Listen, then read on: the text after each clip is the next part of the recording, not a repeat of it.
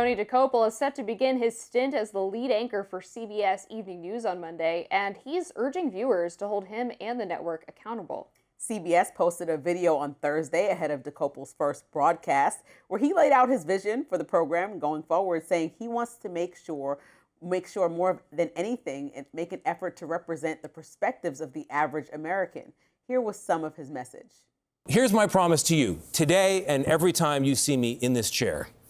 You come first, not advertisers, not politicians, not corporate interests. And yes, that does include the corporate owners of CBS. I report for you, which means I tell you what I know, when I know it, and how I know it. And when I get it wrong, I'll tell you that too. Now, Dokoupil has been with CBS for nearly 10 years, previously as a host for its morning news show. He was tapped for this evening show by CBS new editor-in-chief Bari Weiss shortly after she joined the network. Weiss says Dokoupil will help win back people's trust in the media because of his belief in, quote, old-school journalistic values. Despite its intentions, Dokoupil's video didn't seem to inspire confidence in some people on both the left and the right. Megyn Kelly wrote on X, "Nothing will happen at CBS. Nothing. Legacy media is dead, and evening news has been totally irrelevant for a long time. CBS has not had evening viewers in any competitive way in more than a decade. It's not reversible." And Mehdi Hassan says, "Great, a news channel saying they're not going to rely on expert or academic analysis because they want to appeal to unnamed/unidentified average Americans. Our mainstream media is broken." But there were others who took a more positive view of the message. Curtis Hoke, managing editor for the conservative media watchdog Newsbusters, writes, quote, "I love this. Tony's track record the last few years has been better than anyone at the big three networks. Step one is admit there's a problem, so I won't be trashing it before it even launches, like a lot of you here. If they fail to deliver, I'll be there to give it back." Meanwhile, the news network is under fire after allegations made by one of its former reporters. Catherine Herridge says she had the chance to interview Elon Musk back in 2023, but CBS executives refused to let her do the interview live. Here she is recounting what she says happened. I went to the CBS executives and I said, "This is the opportunity that we have." He's saying, "I want to do it live and on my platform." He's one of the most influential human beings on the planet. And the reaction from the executives was, "Well, we can't do it live." And I was like, "What do you mean we can't do it live?" It's like, "Well, we don't know what he's going to say." I was like, well, I'm thinking, isn't that the point of journalism? You don't know what the person's going to say?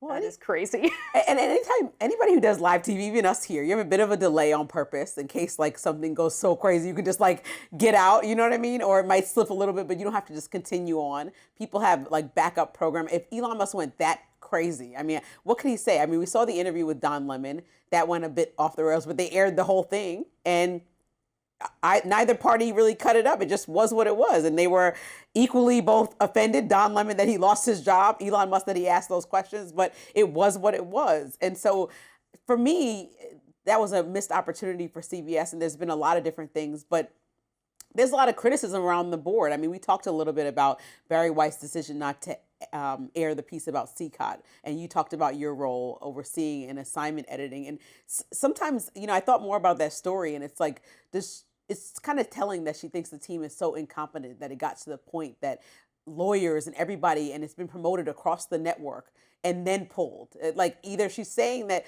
they're so incompetent that it got that far, or she's basically saying she's a poor manager because how did it get that far? And so I think in these instances, as she makes these changes and big decisions, she has to figure out how to have these conversations much earlier than the fact that it's been promoted across the network and then pulled after lawyers and everyone has seen it, and then not airing the day before. I think there's a lot of opportunities to make these corrections so that your entire staff that reports to you and looks to your management is not fully embarrassed. And there's fault on CBS's part. There's valid criticism when you watch a guy come to the anchor chair and say, "We won't consider corporate interest," knowing that the company just got sued for millions by the president and probably likely does not want to get sued again. And the president has said, well, he still doesn't think the coverage is really great of him even after that lawsuit prevailed. So there's a lot going on here that naturally people should be distrusting of, but I think, you know, legacy media will exist in the same way that radio still exists when TV came about. Yeah, I mean, I think CBS couldn't be much worse than it used to be. I mean, another thing that Catherine Herridge brought up in her expose of the company that she worked for was how they deliberately prevented her from reporting on the Hunter Biden laptop story, where she had verified that the laptop was real around the same time that conservative media outlets did, and CBS didn't let her run that story until at least a year later, until after the election.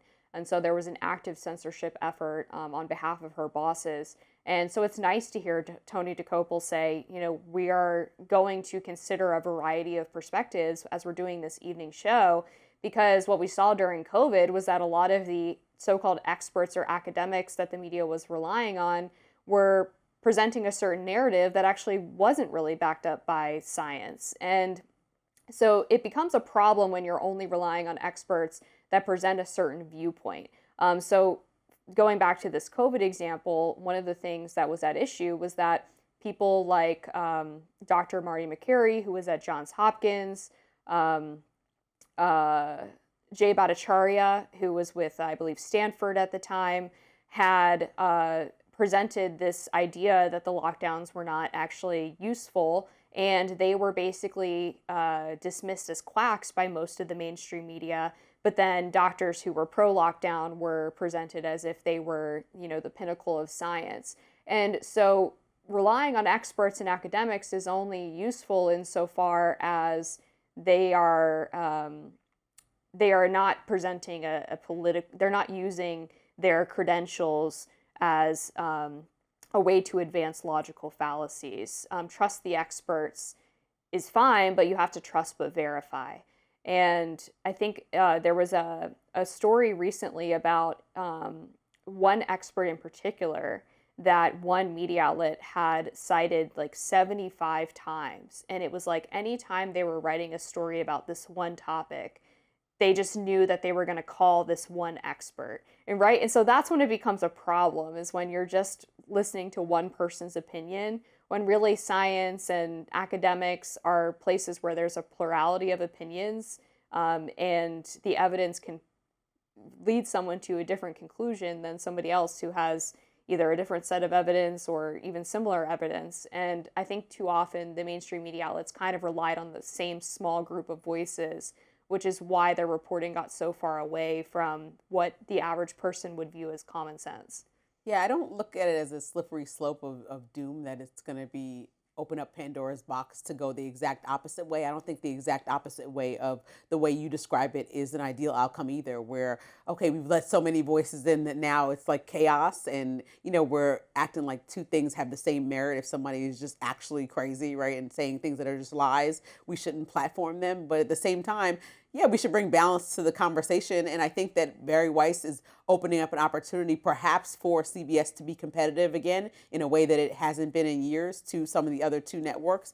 But also, she understands the younger media. She understands how to get younger people to listen and pay attention, and online audience to listen and pay attention. And so we'll just see what this big experiment, what the results of this big experiment are. But I'm interested because, like, Tony Dokoupil seems like a great enough journalist. He's had enough experience that I think that even if he felt like something was going too far, or if there was a corporate interest, would probably push back and say something in the way that we saw 60 Minutes editors speak up and say, we don't like this. I don't know that he would argue publicly with the company, but I trust that internally he would push back for what he's saying he will do. So I'll give him the benefit of the doubt.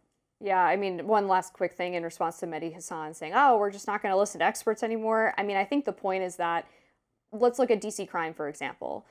We had so-called experts saying, well, the crime statistics show that crime dropped in 2023, but people on the ground in DC were saying they didn't feel safe. So where was that disconnect coming from? Well, then we found out that DC officials were allegedly cooking the books and downgrading crimes intentionally to make the violent crime rate drop. And so listening to average people sometimes can lead you to these bigger stories about what's actually happening, as opposed to just trusting the government numbers. Right.